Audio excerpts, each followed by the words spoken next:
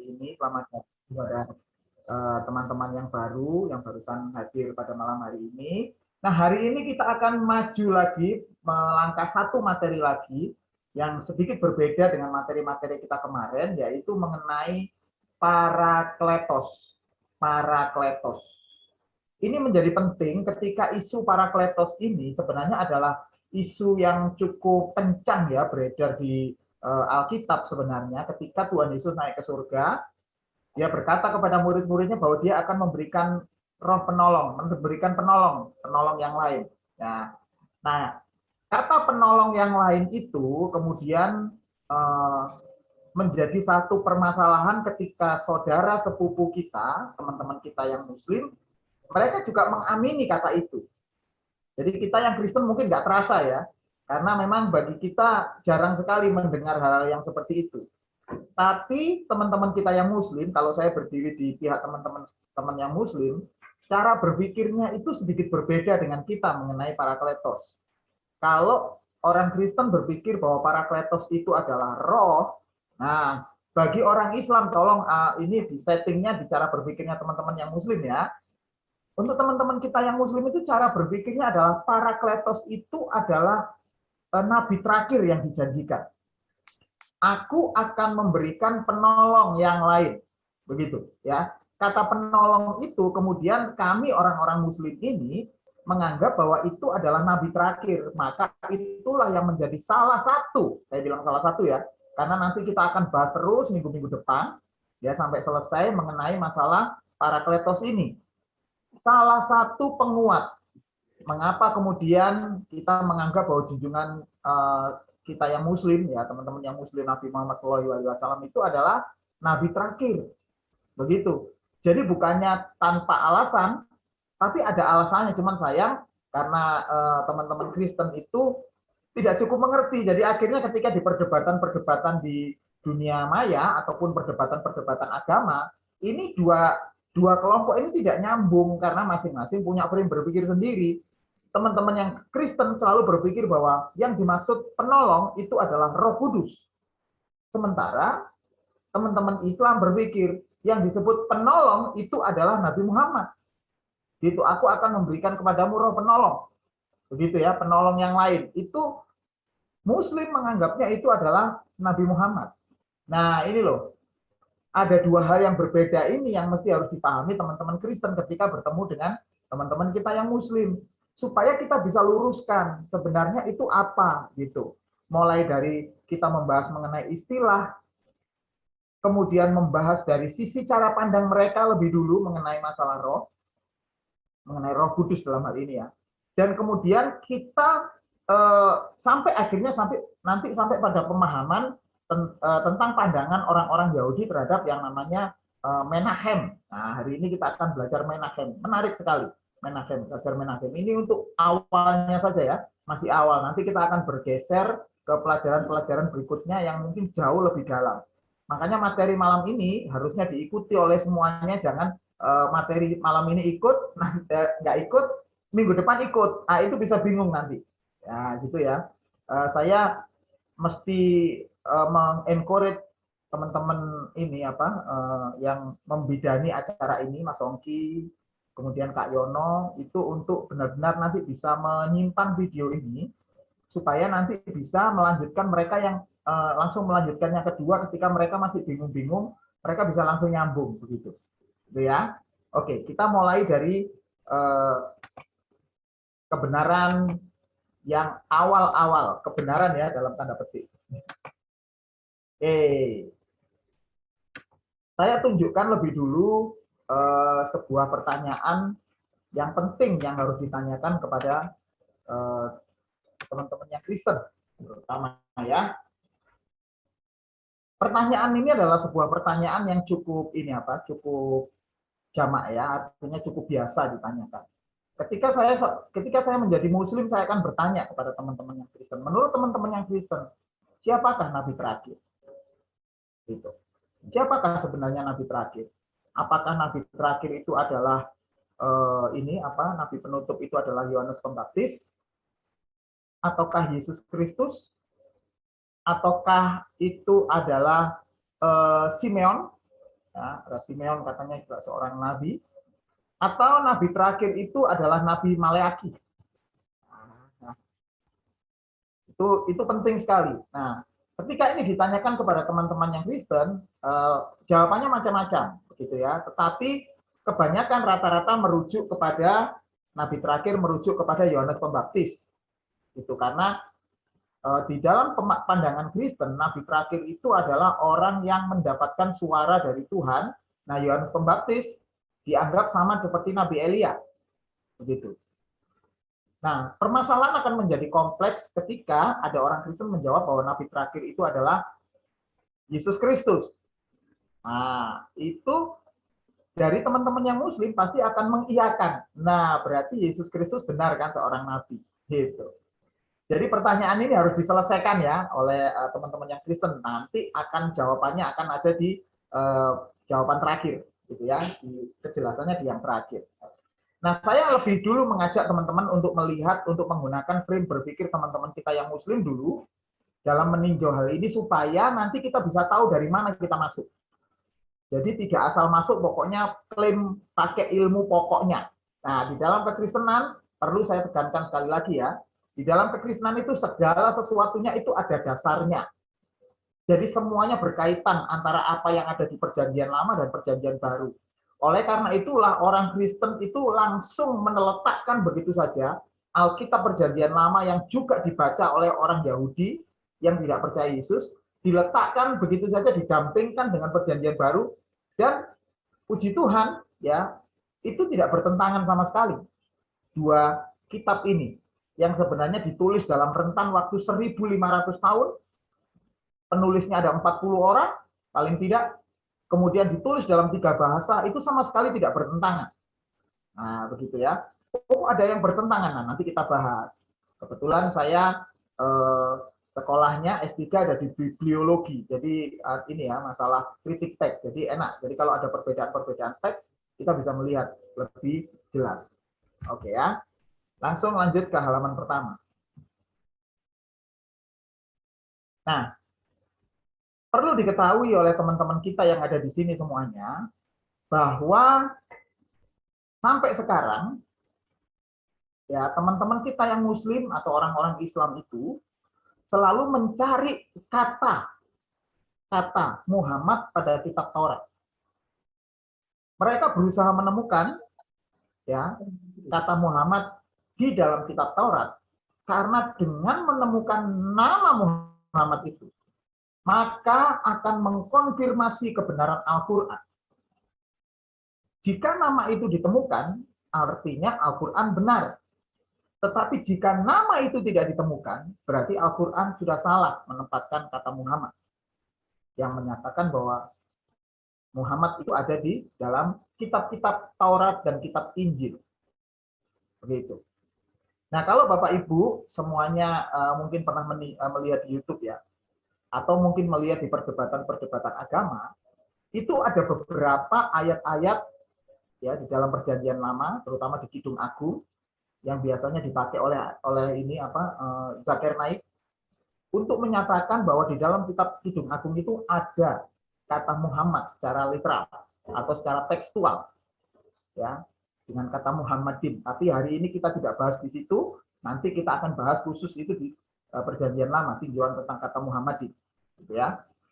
Nah, tetapi itu perlu diketahui oleh teman-teman kita yang Kristen, bahwa Islam punya kepentingan untuk mencari ya kata Muhammad itu. Mengapa? Karena umat Muslim percaya bahwa kedatangan Nabi Muhammad atau kelahiran Nabi Muhammad itu sudah diramalkan atau sudah dinubuatkan di dalam kitab Taurat dan Injil.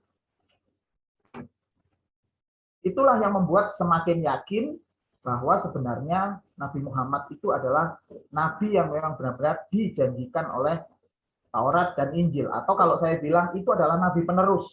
Gitu ya. Nah, perlu diketahui, di dalam kisah mengenai Nabi Muhammad, ada seorang rahib atau seorang pendeta. Nah, pendeta ini dari golongan Airus Nasturi. Airus Nasturi, nanti saya jelaskan Airus Nasturi itu seperti apa. Ya. mereka ini apa pendeta yang dari golongan Airus Nasturi ini itu menemui Nabi pada saat itu dan pamannya Abu Thalib, karena pada saat itu Nabi dan pamannya sedang di dalam perjalanan ke negeri Syam, gitu ya, negeri di daerah Persia, Syam. Nah, pada saat itu Nabi ceritanya didatangi oleh seorang rahib dari golongan Airus Nasturi. Nah, rahib ini bernama Rahib Buhairo atau Buhairi. Ya, ada yang menyebutnya Buhairo, ada yang menyebutnya Buhairi. Nah, si rahib ini bertanya kepada Nabi. Nah, pertanyaannya pertanyaan sederhana, yaitu bagaimana tidurnya, cara tidurnya, gayanya, dan dikatakan di dalam kitab itu Nabi itu menjawabnya dengan lancar. Semua pertanyaan itu dijawab lancar. Nah, itulah yang membuat pada akhirnya hal ini dianggap, oh, ini sama dengan yang saya dengar selama ini. Artinya si Rahib Buhairi atau pendeta Buhairi ini menyatakan, oh, ini sama dengan nubuatan-nubuatan yang saya dengar selama ini. Dan kemudian penyelidikan berlanjut kepada cap kenabian, ya, cap kenabian atau tanda kenabian. Maka pada saat itu si Buhairi ceritanya minta izin kepada Nabi Muhammad yang umurnya masih 12 tahun gitu ya, untuk melihat pundaknya. Jadi untuk membuka baju dan kemudian dilihat pundaknya dan ditemukan menurut kitab ini ada cap kenabian di antara kedua pundaknya. Nah, dari inilah kemudian umat muslim yakin bahwa memang bahwa Muhammad itu adalah seorang nabi. Karena siapa? Yang mengkonfirmasi sendiri adalah seorang pendeta, seorang rahib Buhairi, ya.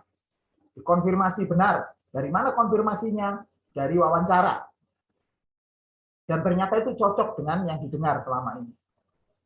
Nah, itu kemudian dikonfirmasi terakhir ketika menemukan cap kenabian. Mungkin ini adalah tidak dijelaskan sih memang cap kenabian itu seperti apa ya. Tapi mungkin ini diduga adalah sebuah tanda lahir, gitu ya, tanda lahir di antara kedua pundaknya. Nah, buku yang membahas ini, perlu diketahui, buku yang membahas ini adalah buku Sirah Nabawiyah. Ini bukunya ya, Sirah Nabawiyah. Setiap orang Islam pasti harus membaca Sirah Nabawiyah. Ya, kalau ada orang Islam nggak pernah baca Sirah Nabawiyah, ya kelihatan tidak pernah di pondok gitu ya, atau mungkin dengar-dengar gitu aja. Ya, Sirah Nabawiyah itu minimal harus sudah dibaca sebagai kitab yang wajib dibaca sebagai syarat bahwa orang benar-benar menjadi seorang pengikut Nabi yang taat, supaya mengerti riwayat-riwayat Nabi gitu ya. Di buku Sirah Nabawiyah ini tergambar dengan jelas, bukunya cukup tebal ya. Cukup tebal sekali. Nah, ini buku Sirah Nabawiyah, ini harganya murah kok. Kalau ada yang mau beli ya sekitar 200-an, 200 ribuan harganya bukunya. Gitu ya, ada yang harga yang second itu sekitar 70.000 kalau beli dulu. Gitu. Nah, ditemukan ini riwayatnya. Nah, saya mesti harus jelaskan dulu. Nah, ini kalau teman-teman yang Kristen tidak teliti di sini, maka akan menganggap, loh, ini cerita, kalaupun ini cerita benar begitu ya, kita tidak tahu karena ini kan ceritanya bukunya baru terbit sekian ratus kemudian atau sekian abad ya, kemudian setelah Nabi tidak ada. Nah, saya masih harus jelaskan siapa kelompok Airus Nasturi. Kemarin beberapa saat yang lalu kita sudah belajar tentang Nasrani, ya, tentang orang-orang Nasrani. Orang-orang Nasrani itu adalah golongan-golongan yang pada saat itu dekat dengan kelompok-kelompok Muslim yang ada di Timur Tengah. Tapi masalahnya di Arab ya, daerah Arab, daerah Mekah dan sekitarnya. Tetapi masalahnya kelompok Nasrani itu sebenarnya bukan kekristenan yang diotoritas oleh gereja. Sebenarnya begitu ya. Tapi itu kan sudah pembahasan. Kalau saudara mau melihat pembahasannya bisa meminta video-video sebelumnya kepada Kak Ongki. Nah, kata Airus Nasturi itu langsung mengingatkan kita kepada salah satu kelompok atau aliran Kristen yang bernama Arius. Nah, perlu kita ketahui ya, ini bahasanya agak mirip-mirip dikit karena memang pada saat itu berasal dari Semit ya. namanya adalah Arius. Siapa Arius ini? Nah, ini mesti harus diketahui semuanya ya. Arius. Arius ini adalah kelompok Kristen yang pada saat itu sangat keras bertentangan dengan gereja, karena kelompok Arius ini adalah kelompok yang menyatakan dan menegaskan bahwa Yesus itu bukanlah Tuhan. Jadi kelompok ini menegaskan bahwa Yesus itu hanyalah ciptaan yang pertama atau anak yang sulung. Dia bukan Tuhan. Kelompok ini menentang, dan itu yang kemudian banyak ditentang oleh gereja. Ceritanya kelompok Arius ini sampai mempengaruhi uskup pada saat itu. Nah, hal yang sangat menarik, kelompok Arius ini dia sampai berhasil mengkristenkan kaisar ceritanya. Jadi kalau beberapa saat yang lalu kita belajar tentang kaisar Romawi, ya, nah kaisar yang pertama memeluk Kristen itu adalah Kaisar Konstantin atau Kaisar Konstantinus, ya, sekitar tahun 300-an. Itu abad yang ketiga, akhir abad yang ketiga awal-awal, gitu, atau yang kedua akhir. Nah, Kaisar Konstantin ini konon ceritanya ketika dia memeluk agama Kristen, dia sebenarnya dikristenkan oleh kelompok Arius. Maka pada saat itu nasibnya orang Kristen mulai berbalik 180 derajat. Di masa tahun-tahun awal-awal kekristenan itu berkembang, ketika Tuhan Yesus habis naik ke surga dan kemudian turun kepenuhan Roh Kudus di Yerusalem, ya, yang kita kenal dengan Hari Raya Pentakosta. Selepas itu umat Kristen dianiaya sampai dengan 300 tahun menderita sekali. Siapa yang menganiaya? Yang menganiaya terutama yang paling keras itu adalah orang-orang Romawi. Karena orang Kristen dianggap sebagai kelompok yang membakar kota Roma. Itu sejarahnya, ya. Sehingga pada saat itu orang Kristen menjadi tidak tenang hidupnya. Tetapi uniknya, ketika mereka semakin dianiaya, orang Kristen ini semakin berkembang. Nah, gitu ya. Jadi di dalam sejarah gereja, justru gereja itu banyak berkembang itu justru di abad awal-awal. Justru semakin mereka dianiaya, gereja nyebar kemana-mana. Sampai kemudian pada tahun 300-an, tiba-tiba Kaisar Romawi, Kaisar Konstantin, memeluk agama Kristen. Jadi akhirnya nasib gereja berubah, benar-benar berubah. Sudah bukan dikejar-kejar lagi, tapi mereka sudah sangat meringankan beban mereka. Mereka tidak dikejar-kejar sekarang ini. Mereka sudah bebas memeluk agama mereka. Nah, kelompok Arius ini dipercaya dia yang mengkristenkan si Kaisar Konstantin. Begitu. Nanti suatu saat kita mesti membahas sejarahnya itu secara khusus, ya. Khusus untuk membahas sejarah di abad-abad awal-awal ini. Nah, kelompok Arius ini adalah kelompok yang sangat tidak percaya dengan Yesus sebagai Tuhan. Maka dia menyatakan Yesus itu bukan Tuhan. Yesus itu hanyalah anak atau anak yang sulung, ya, anak yang sulung atau yang sulung yang diciptakan oleh Bapa. Dan uniknya, kelompok ini kemudian bertentangan dengan gereja dan cukup ramai waktu itu pertentangannya, sampai kemudian hampir saja pada saat itu seluruh daerah di Romawi, di Asia Kecil, Yunani, hampir saja semuanya jatuh ke tangan Arius. Karena Arius bekerja sama dengan rajanya, ya, terutama ya dengan kaisarnya pada saat itu. Tapi puji Tuhan, Tuhan menjaga kebenaran gerejanya. Jadi ketika Arius ini akan meresmikan kebenaran, ya, dalam tanda petik, ya, kebenarannya, itu nggak lama kemudian Arius mati dan ususnya terburai keluar, itu dengan cara ajaib. Makanya nanti ini kita perlu bahas lagi di pertemuan yang lain, ya. Dengan cara ajaib si Arius ini tiba-tiba mati. Apakah ajarannya setelah itu mati? Tidak. Dan ajaran itu sekarang diteruskan oleh teman-teman kita dari Saksi Yehova. Jadi teman-teman dari Saksi Yehova itu adalah penerus ajarannya Arius.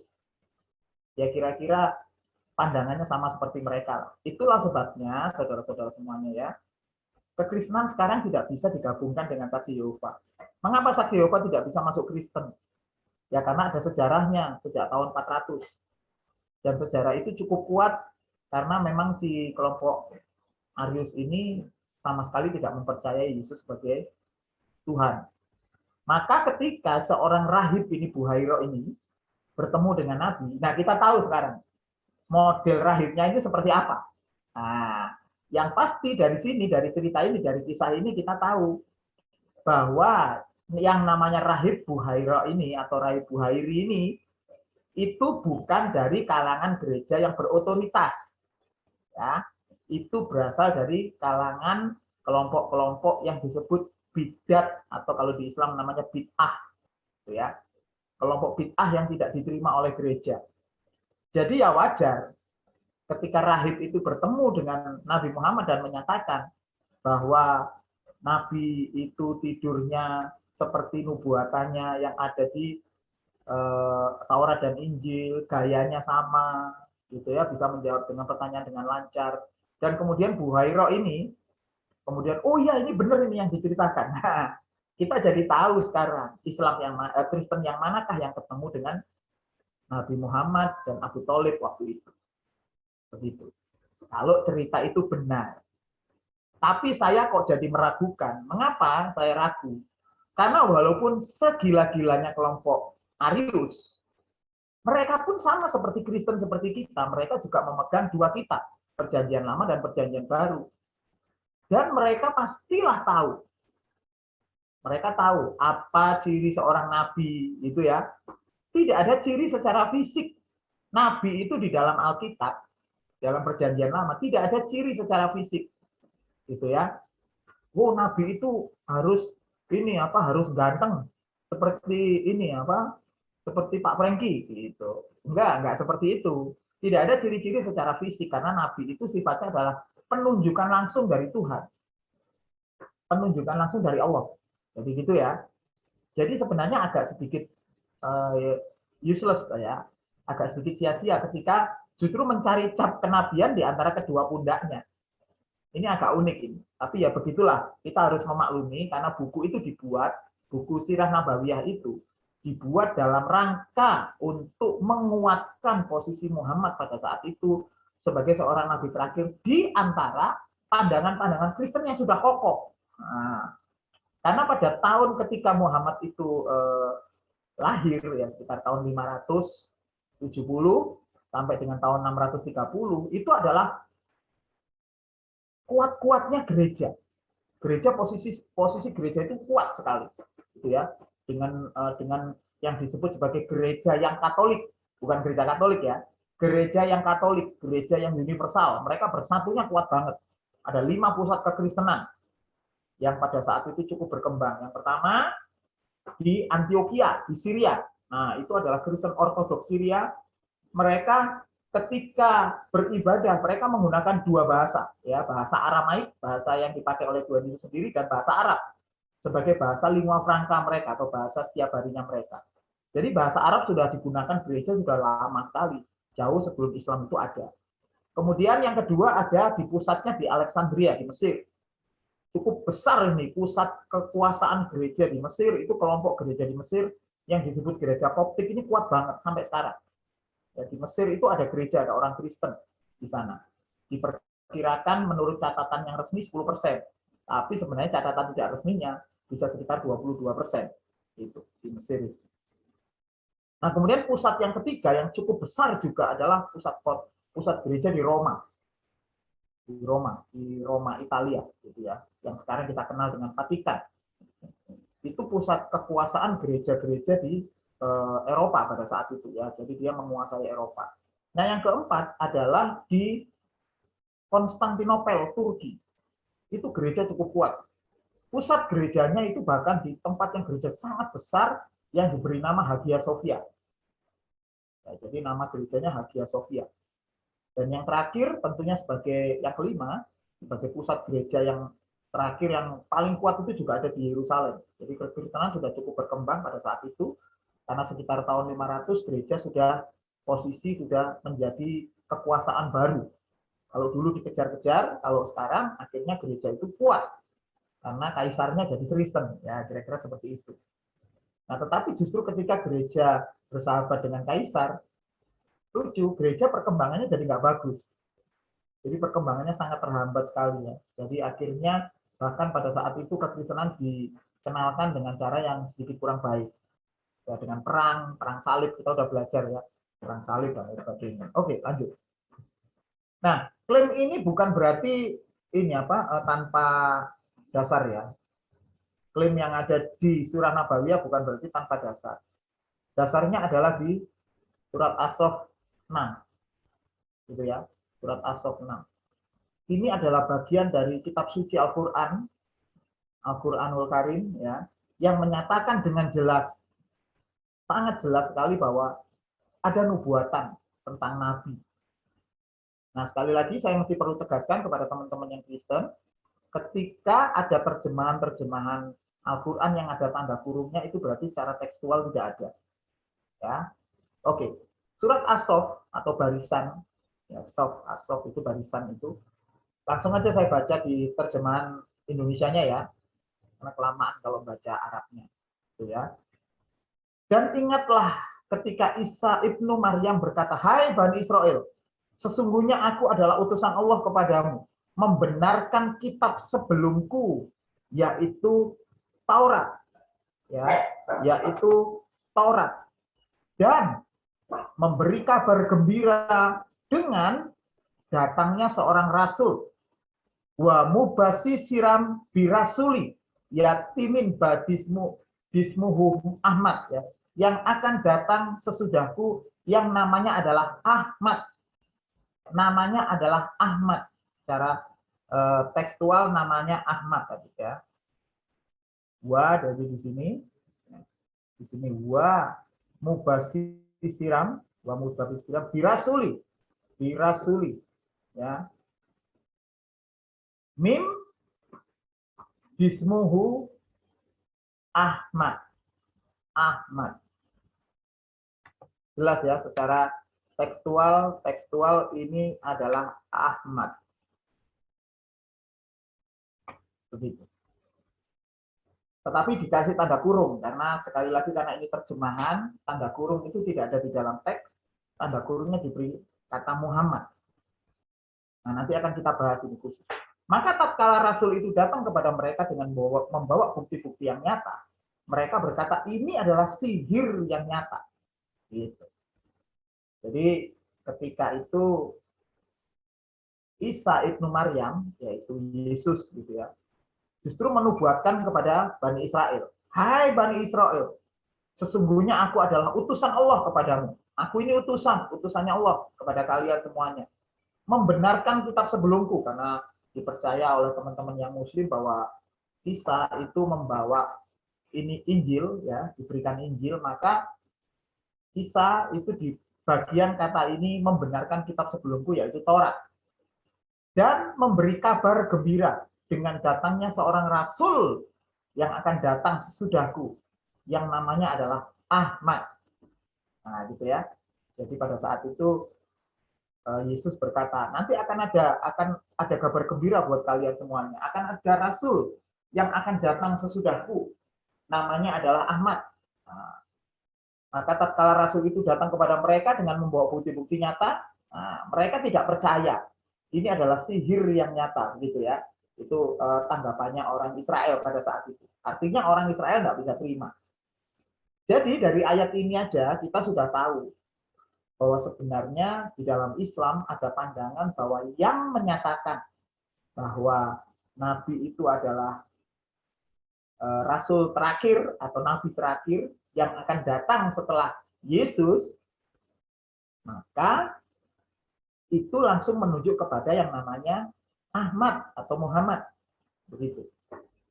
Nah, mereka percayanya seperti itu karena ini adalah Al-Qur'anul Karim. Jadi artinya ya ini yang dipercaya oleh teman-teman kita yang Muslim. Bahkan Yesus sendiri yang berkata seperti ini. Nah, masalahnya adalah yang jadi masalah adalah ketika tulisan ini atau kata ini tidak ada di dalam Alkitab.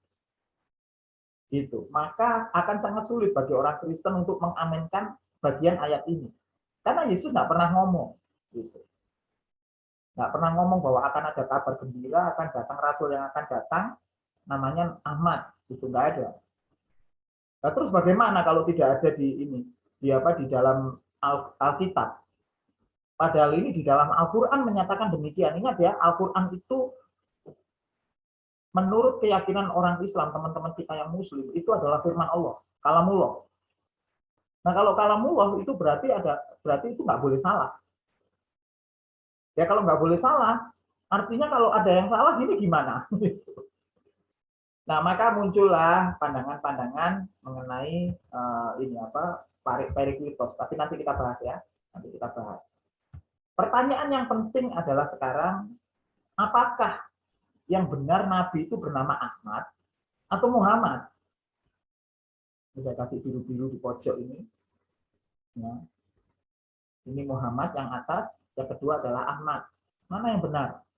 Secara tekstual harusnya Muhammad. Gitu. Tapi tekstual itu nulisnya Ahmad. Nah, ini unik. Ya. Maka kemudian teman-teman kita yang Muslim berkata, Ahmad itu adalah perilaku yang sempurna dari nabi-nabi sebelumnya. Sementara kata Muhammad itu adalah akar kata dari Ahmad. Gitu. Seakar. Kata-katanya seakar. Kalau belajar ilmu Nahwu Sorof, mungkin tidak asing ya dengan asar kata atau akar kata. Muhammad itu adalah akar katanya dari Ahmad, begitu ya. Menurut ilmu Nahwu Sorof. Muhammad adalah pribadi yang membawa sifat dan taat yang lebih daripada nabi-nabi sebelumnya.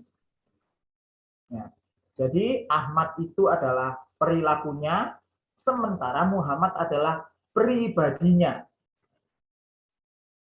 Maka kemudian ketika tadi ayat ini berkata, di As-Sof ini berkata, bahwa yang namanya Ahmad ya, Bismuhu Ahmad, izin dari izin, Bismuhu Ahmad, namanya Ahmad. Itu mereka langsung saja mengaitkan dengan Muhammad. Karena kenapa? Karena teman-teman Muslim kita berpikir Ahmad itu perilakunya, Muhammad itu adalah orangnya. Gitu. Dan ini sangat terlihat sekali dari tafsir Misbah buatan Quraisy Shihab ya, bikinan Quraisy Shihab. Nah, tafsirnya itu berbunyi seperti ini. Menyatakan bahwa Ahmad itu merupakan salah satu nama dari Muhammad. Gitu. Yang artinya adalah terpuji. Jadi masih bisa dihubungkan, disambungkan menurut Quraisy Shihab bahwa Ahmad itu hanya salah satu nama saja dari Nabi. Gitu. Ada banyak nama yang dimiliki oleh Nabi. Cuma ini bermasalah. Ada seorang ahli ini ya, ahli arkeologi Islam, ya, ahli arkeologi Timur Tengah yang namanya Montgomery Ward. Ini orang ini cukup terkenal sekali. Dia membahas banyak hal mengenai keberadaan Timur Tengah ya pada saat mulai dari kekristenan berkembang, kemudian sampai kepada Islam berkembang begitu. Nah, Montgomery Ward ini seorang ahli yang tulisan-tulisannya sangat ilmiah. Saya pun mengagumi orang ini ya, tulisan-tulisan orang ini secara ilmiah ya, secara ilmiah, tidak mengagumi secara teologi, tapi secara ilmiah saja. Montgomery Ward itu berkata, tidak ada orang Muslim yang memakai nama Ahmad sampai dengan tahun 740. Jadi artinya kata Ahmad itu sendiri asing bagi orang-orang yang tinggal di daerah Mekah, Madinah dan lain sebagainya daerah itu. Apalagi di daerah-daerah yang berkembang jauh lebih dulu berkembang seperti di Persia maupun di daerah-daerah Arab yang bagian selatan.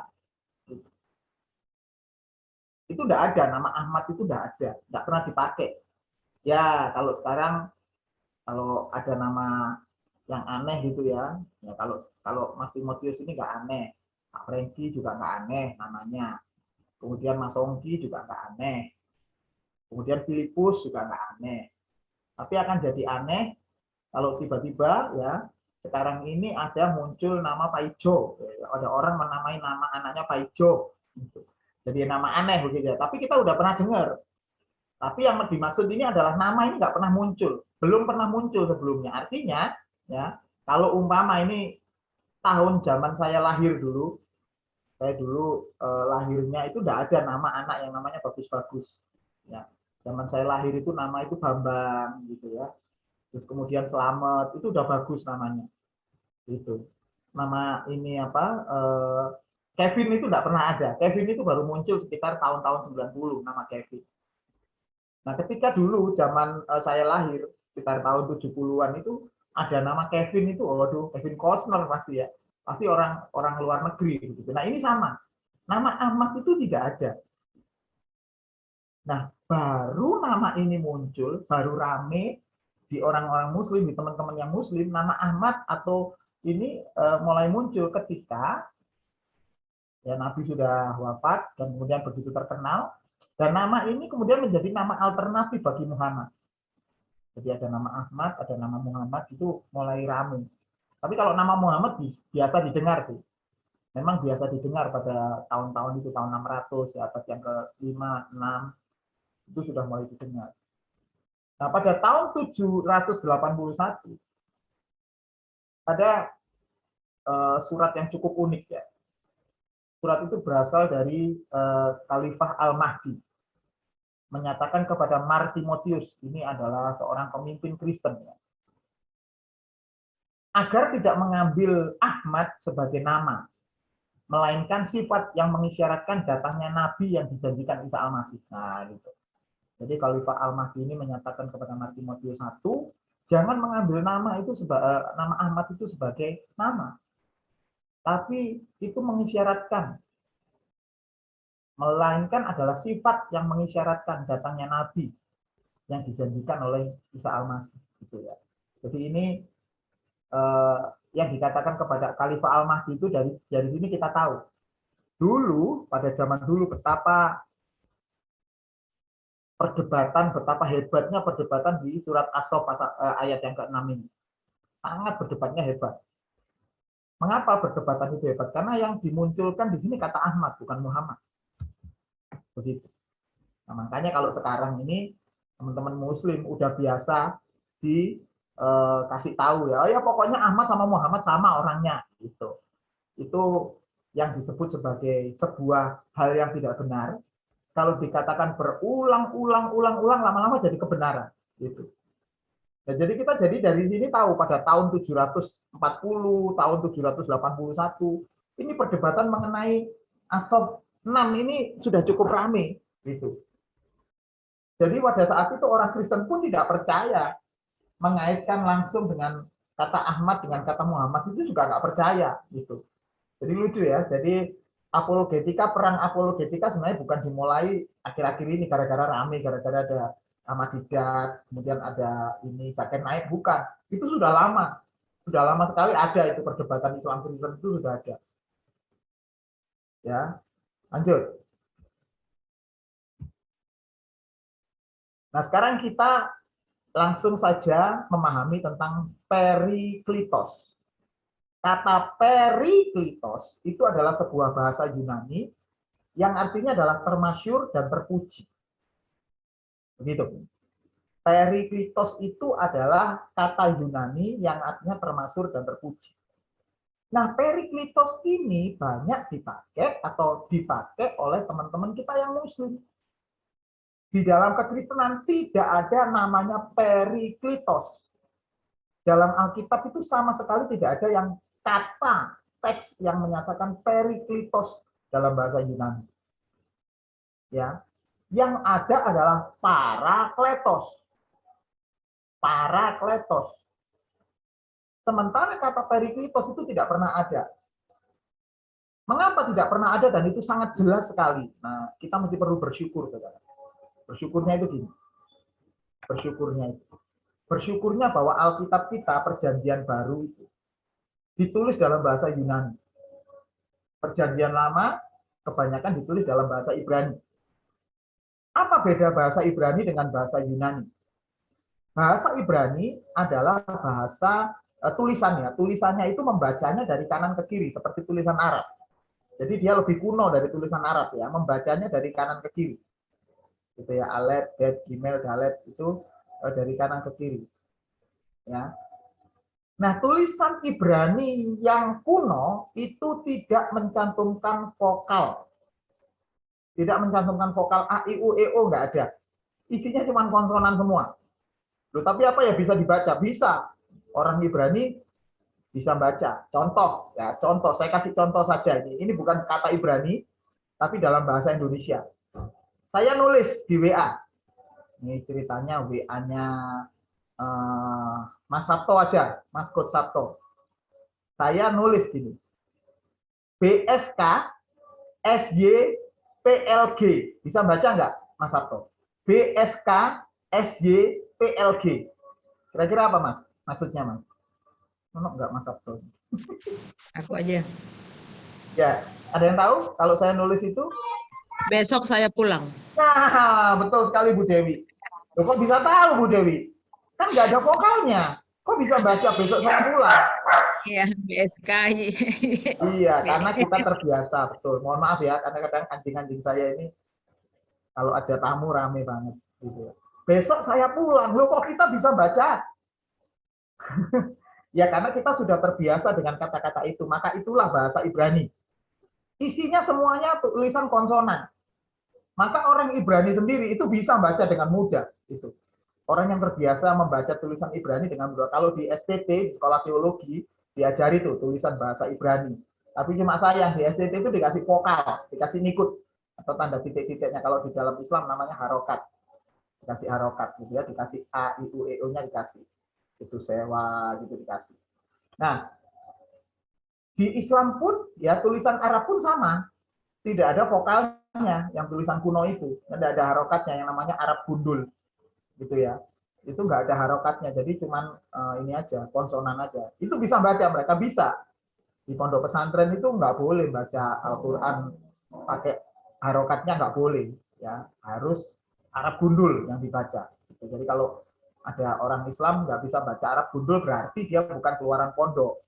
Jadi dia keluaran dari ini apa pengajian biasa ya, gitu, pengajian yang tiap sore itu loh, yang anak-anak itu bawa Quran ke masjid, itu biasanya kita diajari harokat. Nah kalau Islam yang di pondok pesantren nggak diajari. Nah itu tulisan Ibrani dan tulisan Arab itu ada di Perjanjian Lama, semuanya nggak ada vokalnya. Tetapi tulisan Yunani di Perjanjian Baru itu beda. Membacanya bukan dari kanan ke kiri, tapi dari kiri ke kanan, persis seperti tulisan Latin kita sekarang. Tulisan Yunani itu huruf-hurufnya bahkan hampir sama. Cuman yang membedakan bentuk hurufnya sedikit berbeda. Ya. Nah, jadi ketika ada kata parakletos, nggak mungkin salah. Nggak mungkin salah. Nggak mungkin ini ketuker dengan periklitos. Kalau ini tulisannya adalah tulisan Ibrani, it could be, atau bisa jadi. Periklitos. Oh, itu bacanya bukan parakletos, Pak. Periklitos. Oh, bisa mereka berargumen seperti itu. Tapi kalau tulisannya Yunani tidak bisa, karena akan ditulis semuanya. Parakletos itu ditulis semuanya. Ya, mulai dari pi, p-nya itu pi, kemudian alfa, ya, kemudian r-nya, ya, rho-nya ditulis alfa lagi, itu k-nya ditulis, ya, lambda-nya ditulis, epsilon-nya ditulis, ya, ditulis semuanya jelas parakletos, alfanya, jadi bisa dibedakan antara A dan I, sangat bisa dibedakan. Nah, teman-teman kita yang muslim itu senang sekali dengan kata periklitos. Bukannya tidak ada dasar ya, karena ada dasar, artinya adalah termasyhur dan terpuji. Justru yang bingung di sini justru adalah teman-teman kita yang muslim, karena teksnya di dalam Perjanjian Baru, satu-satunya ayat yang mendukung di Perjanjian Baru itu tulisannya parakletos, ya, tetapi parakletos itu merujuknya bukan kepada yang dimaksud mereka yang namanya termasyhur dan terpuji, gitu katanya gitu. Jadi ambiguitas atau kebingungan cara pandang itu justru terjadi pada pandangan Islam sendiri. Dalam kitab Yohanes, parakletos menunjuk pada penghibur, yang berarti kita sudah tahu semuanya. Kalau orang Kristen ini pasti sudah ngerti semuanya. Pasti sudah mengerti semuanya bahwa yang disebut parakletos itu adalah Roh Kudus. Berarti Roh Kudus, tidak ada yang lain. Pokoknya sudah. Ayat itu artinya Roh Kudus. Sementara kata periklitos artinya terpuji. Ya, ini beda ya. Parakletos itu menunjuk penghibur, periklitos kata terpuji. Masalahnya adalah sirah nabawiyah yang tadi kita pelajari sedikit ya, yang membuat adalah kompilasi antara Ibnu Ishaq dengan Ibnu Hisham. dalam sirah nabawiyah itu mengutip langsung Injil. Ya, sekali lagi ya, itu mengutip langsung Injil. Jadi diambil begitu Injil, di copy paste Injilnya, ya. Nah, Injil yang diambil ini adalah Injil Yohanes, kitab Yohanes kalau kita ngomongnya ya. Walaupun namanya sebenarnya Injil ya. Injil Yohanes mengenai Parakletos dan langsung mengaitkannya atau mengartikannya bahwa Parakletos itu Muhammad. Tetapi masalahnya kata ini sedikit dirubah hurufnya. Jadi Periklitos, nanti kita tahu ya, nanti kita tahu. Tetapi sayangnya di surah Nabawiyah itu, sekali lagi juga tidak dikatakan hubungan antara Ahmad dan Muhammad. Mengapa? Karena yang dimaksud dengan kata terpuji, itu justru kata Ahmad. Ahmad, artinya terpuji Ahmad. Begitu. Tapi tidak disebutkan hubungan, sekali lagi, hubungan antara Ahmad dengan Muhammad. Tadi kan mereka masih berdebat nih. Sayangnya surah Nabawiyah tidak menghubungkan secara jelas hubungan antara Ahmad dan Muhammad. Mereka menyamakan begitu saja. Karena namanya sama, bunyinya, sorry ya, bunyinya sama ya dianggap orang yang sama. Nah, jadi artinya sirah Nabawiyah itu mengutip bebas atau istilahnya sakar PDW. Bahasanya Mas Timotius Edi itu carpe dibi ya Mas ya. Carpe dibi. Carpe dewe gitu. Dia mengutip langsung Yohanes 15 ayat yang ke-6 dan Yohanes 16 ayat yang pertama. Jadi tulisannya redaksionalnya seperti ini. Maka apabila datang Al-Munhamana, itu tulisannya teksnya ya di Sirah Nabawiyah. Maka apabila datang Al-Munhamana yang akan diutus Allah dari sisi Tuhan dan Roh Kudus yang keluar dari sisi Tuhan, maka ia akan memberikan kesaksian bagiku dan bagi kamu juga di hadapan kamu dan aku supaya tidak meragukannya. Nah, tulisannya berlanjut. Tulisan ini berlanjut. Kata Al-Munhamana ini dalam bahasa Aramaik atau bahasa Suryani maksudnya adalah Muhammad. Dan dalam bahasa Yunani, nah ini penting. Dalam bahasa Yunani adalah Al-Baraklitus. Perhatikan kata Al-Baraklitus. Sallallahu alaihi wasallam. Nah, gitu ya. Al-Baraklitus. Jadi yang dimaksud ini bukan Parakletos tapi Baraklitus, Periklitos. Periklitos. Ya. Ini kutipan langsungnya ya. Nah, hal ini bukan hanya berhenti sampai di sini. Bahkan di dalam sirah Nabawiyah itu berkata, Muhammad layak mendapatkan pujian, wahai Tuanku Raja. Itu ketika dia berkata kepada Raja. Mengapa Muhammad layak mendapat pujian? Karena Muhammad itu berjalan di jalan para nabi. Itu kesimpulannya ya. Muhammad itu berjalan di jalan para nabi. Apa dasarnya? Yang pertama adalah semua nabi kan mengajarkan keesaan Allah. Allah yang esa. Dan karena Muhammad mengajarkan keesaan Allah, berarti Muhammad berjalan di jalan para nabi. Itu logika sederhananya. Semua nabi mendorong umatnya meninggalkan hal yang batil, hal yang buruk, dan membawa umatnya untuk dekat dengan perbuatan baik. Muhammad juga demikian. Nah, yang lain lagi, akhirnya Muhammad mengajarkan tentang Allah, tentang firman-Nya, tentang rohnya. Maka kesimpulannya, Muhammad berjalan di jalan para nabi. Jadi layaklah kemudian Muhammad itu disebut sebagai nabi karena Muhammad berjalan di jalan para nabi. Begitu ya. Mudah-mudahan nggak bingung ya. Kira-kira ya kan dari ciri-cirinya itu Nabi Muhammad juga mengajarkan keesaan. Kemudian ini apa? Membawa umatnya supaya dekat dengan perbuatan baik, meninggalkan perbuatan jahat. Nabi Muhammad juga mengajarkan firman, mengajarkan roh, dan juga mengajarkan Allah. Berarti kan Nabi Muhammad itu nabi, gitu ya. Nah, mari kita sekarang melihat teks asli dari Yohanes 15 ayat yang ke-6. Jadi yang di atas ini yang biasa kita baca menggunakan bahasa Indonesia. Yang bawah ini adalah yang saya sebutkan tadi dengan parakletos. Ya. Jikalau penghibur, Yohanes 15 ayat 6 ya, jikalau penghibur yang akan kuutus dari Bapa itu datang, yaitu roh kebenaran yang keluar dari Bapa, ia akan bersaksi tentang aku. Ya, Yohanes 15 ayat yang ke-6. Nah, dalam bahasa Yunani, saya baca pelan-pelan ya. Saya baca pelan-pelan. Ini harus teks soalnya. Harus teks by teks. Otan, LP, ho, ya, LT, sorry, bukan LP. LT, otan, hotan, LT, ho, parakletos. Nah, tulisannya parakletos itu seperti ini. Hon ego, ya, PUPT, ya, PUPC, ya, PUPC, umin, parato, patros, yang diutus Bapak, patros, to, pneuma, yaitu roh kebenaran, to, pneuma, tes, aliteias, alitea, kebenaran, ho, parato, patros, ekpo, retai, hekenos, martu rese, peri emo. Bersaksi tentang aku sendiri.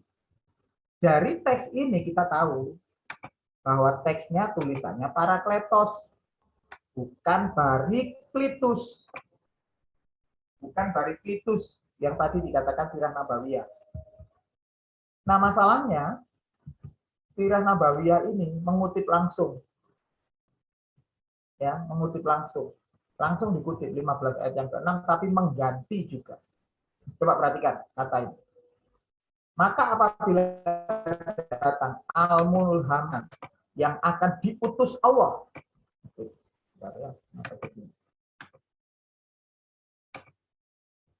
Perhatikan kata ini, diutus Allah. Yang akan diutus oleh Allah.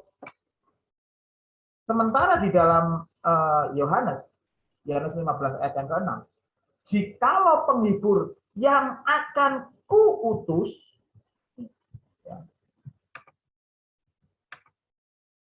yang akan kuutus dari Bapa datang, ini adalah perkataan Yesus. Di Yohanes 15 ayat yang ke-6 yang berkata adalah Yesus. Jikalau nanti penghibur yang aku utus datangnya dari Bapa, waktu itu Roh Kudus masih bersama-sama dengan Bapa, begitu ya. Yang akan kuutus dari Bapa itu datang, yaitu roh kebenaran yang keluar dari Bapa, dia akan bersaksi tentang aku. Inilah salah satu ayat yang menegaskan tentang Trinitas. Ya, tentang Trinitas. Bahwa Roh Kudus itu berasal dari Bapa. Asalnya juga dari Bapa. Asalnya juga dari Bapa. Yang mengutus siapa? Yesus. Yang mengutus adalah Tuhan Yesus sendiri. Sementara di dalam surah Nabawiyah, maka apabila datang al-munhamana yang diutus Allah. Yang mengutus adalah Allah sendiri. Tahu ya bedanya ya. Mengapa ini bisa disimpangkan begini sama si sirah Nabawiyah? Padahal isi tekstualnya itu yang mengutus Yesus. Tapi sirah Nabawiyah menyatakan yang mengutus adalah Allah. Karena ini. Nah, karena sirah Nabawiyah ini menghilangkan ciri khas Roh Kudus. Jadi ini dilakukan oleh Ibnu Hisham, si penulis penulis sirah Nabawiyah. Penulis sirah Nabawiyah untuk menghilangkan ciri Roh Kudus. Supaya Roh Kudusnya itu sendiri biar hilang, tidak jelas. Sehingga bisa membuka jalan atau membuka kemungkinan bagi kata Muhammad untuk dimasukkan, bahwa menyatakan bahwa kata Muhammad ini sudah diramalkan di dalam kitab-kitab sebelumnya. Nah, jadi nangkep ya. Jadi tadi menurut surat As-Saff 6 bahwa itu sudah tertulis di Taurat, sudah tertulis di Injil juga. Itu sudah tertulis pokoknya di kitab-kitab sebelumnya. Nah, supaya itu bisa masuk, maka muncullah pembelaan seperti ini dari sirah Nabawiyah. Sehingga dia menghilangkan ciri khas Roh Kudus itu. Nah, yang unik adalah menghubungkan begitu saja antara kata munhamana, ini muncul lagi akhirnya. Memunculkan kata munhamana dengan Muhammad saja sebenarnya sudah aneh. Sudah aneh. Saya tahu itu hanya karena berdasarkan kesamaan bunyi. Itu sama seperti Ahmad dengan Muhammad tadi. Karena sama-sama bunyinya matnya di belakang, maka sudah dianggap sama. Nah, ini sama juga. Al-munhamana itu kemudian langsung dihubungkan dengan Muhammad begitu saja. Nah, ada apa dengan kata munhamana? Ini penting sekali ya. Ada apa nih? Nanti kita akan pelajari Senin depan. Kita lanjutkan di Senin depan, kata al-munhamana. Ada apa dengan kata munhamana ini? Tadi di Sirah Nabawiyah dipercaya bahwa munhamana itu adalah bahasa Suryani ya, bahasa Aramaik. Bahasa Aramaik. Justru di dalam ilmu filologi atau di dalam ilmu bahasa, kata munhamana, berarti kan baik-baik ya saudara, ini penting sekali ya. Kata munhamana justru dekat dengan kata menahema. Menahema yang justru merujuk kepada gelar Mesias yang nanti akan ditunggu-tunggu. Nah, nih, kata munhamana itu justru dekat dengan menahema yang justru merujuk kepada gelar Mesias yang akan ditunggu-tunggu. Pertanyaannya adalah, apakah sebenarnya si Sirah Nabawiyah ini sedang mau berkata bahwa Nabi Muhammad itu adalah Mesias? Gitu. Tapi kalau itu tetap dipaksakan, itu sebenarnya agak unik, agak aneh, atau artinya mungkin jadi bertentangan. Karena begini, setiap orang Israel tahu bahwa yang namanya Mesias itu, di dalam dirinya itu ada natur manusia dan ada natur Tuhan. Gitu. Nanti kita akan belajar tentang Mesias secara khusus, tentang Menahem secara khusus. Itu ada dua natur di dalamnya. Jadi bukan hanya seorang manusia saja, tapi manusia dan ada Tuhan di sana. Gitu. Nah, kalau merujuk kata menahema atau munhamana itu sebagai Nabi Muhammad, itu sangat tidak pas. Karena Nabi sendiri menolak dirinya untuk disebut sebagai Al-Masih. Itu.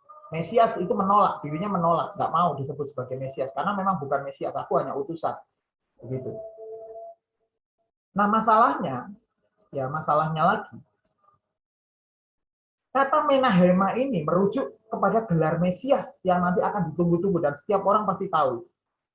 Karena itu tertulis di dalam kitab Talmud. Kitab Talmud yang berkata, siapakah Raja Mesias itu? Itu terdapat di Sanhedrin ya, tulisan Talmud. Perlu diketahui apa itu Talmud. Talmud itu adalah tulisan para rabi. Tulisan para rabi Yahudi mengenai oral Torah atau Taurat yang diceritakan secara turun-temurun. Itu tulisan para rabi-rabi dulu, rabi Yahudi ya. Itu dikompilasi atau dikumpulkan menjadi satu yang namanya Talmud. Talmud itu baru muncul, baru ada sekitar tahun 90 lah, tahun 150 itu mulai lengkap dikompilasi. Jadi abad yang kedua. Jadi setelah Yesus wafat, bangkit dan naik ke surga, baru muncul Talmud. Nah, di Talmud ini itu banyak sekali bagian ayat-ayat yang menolak kemesiasan Yesus. Banyak sekali menolak. Tapi ya namanya kebenaran saudara ya, kebenaran bahwa Yesus itu Tuhan. Kadang-kadang ada yang tercecer kebenarannya di sana tanpa mereka sadari. Di dalam Talmud dikatakan bahwa Yesus itu penyihir gitu. Dikatakan sebagai penyihir. Tapi di dalam kitab Sanhedrin 98 yang merupakan bagian dari kitab Talmud ya, di Eka 1 ayat yang ke-6 menyatakan siapakah Raja Mesias itu? Beberapa orang menjawab namanya Menahem. Jadi baik pada saat itu orang-orang Ibrani yang berbahasa Yahudi maupun orang-orang Ibrani yang berbahasa Aramaik pasti mengenal kata Menahem. Kata Menahem itu langsung dihubungkan begitu saja dengan kata Mesiah. Mesiah itu bahasa Ibrani Mesiah. Nah, sementara bahasa Aramaiknya adalah Mesiha. Antara Mesiah dan Mesiha itu sama. Kemudian di dalam bahasa Arab disebut sebagai Al-Masih. Karena kata H di belakang dalam bahasa Suryani itu menjadi, kalau di bahasa Arab menjadi awalan, artikel awalan al, gitu ya.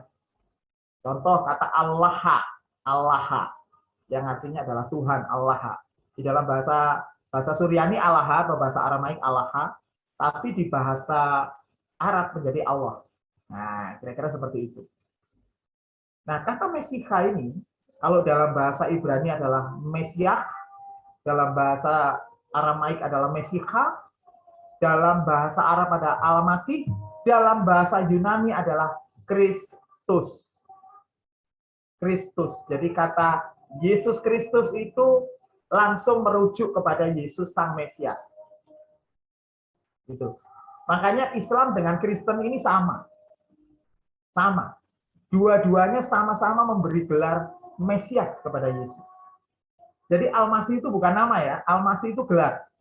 Jadi kalau ada kata Isa Al-Masih, sebenarnya pengakuan bahwa Yesus itu adalah Sang Mesias.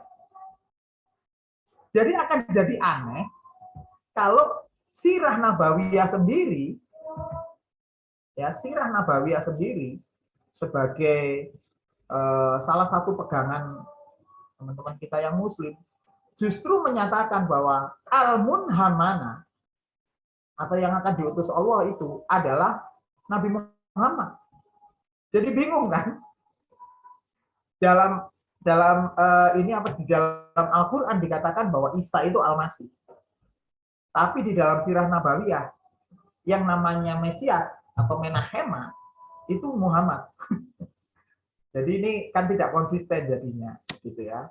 Karena begini saudara, bagaimanapun juga kita mesti perlu mengucap syukur betapa konsistennya perjanjian baru dengan perjanjian lama. Itu sangat konsisten dan seringkali yang diserang dari umat Kristen, dari kita ini, orang-orang Kristen ini, adalah justru dianggap bahwa Alkitab itu tidak konsisten. Coba dilihat kan, perdebatan-perdebatan itu selalu mempertanyakan otoritas Alkitab. Itu Alkitab tidak sama, Alkitab itu salah mengutip, Alkitab itu pasti salah satu ada yang salah gitu. Yang diserang Alkitab. Padahal kalau kita mau menyerang ini apa, mau mengerti di Al-Qur'an banyak pertentangan. Gitu. Tapi itu tidak dimunculkan. Nah, salah satunya yang malam ini kita pelajari sama-sama. Gitu. Mulai dari pertama tadi kata Ahmad sendiri yang tidak jelas sebenarnya ditujukan kepada siapa. Kemudian sirah nabawiyah yang maksudnya menegaskan Muhammad sebagai nabi yang akan nabi yang akan dinubuatkan oleh perjanjian baru, ternyata justru malah meleset. Menyatakan hal itu bahwa Muhammad itu adalah Munhanmana itu fatal. Karena Munhanmana sendiri artinya adalah Menachem, artinya adalah justru Mesias. Gitu. Jadi kebenaran itu mau diputar-putar seperti apa ya nggak bisa, tetap kebenaran. Tapi kesalahan mau diputar-putar seperti apa, mau dibuat seperti apa, nanti akan jadi kebingungan seperti sekarang ini. Gitu ya.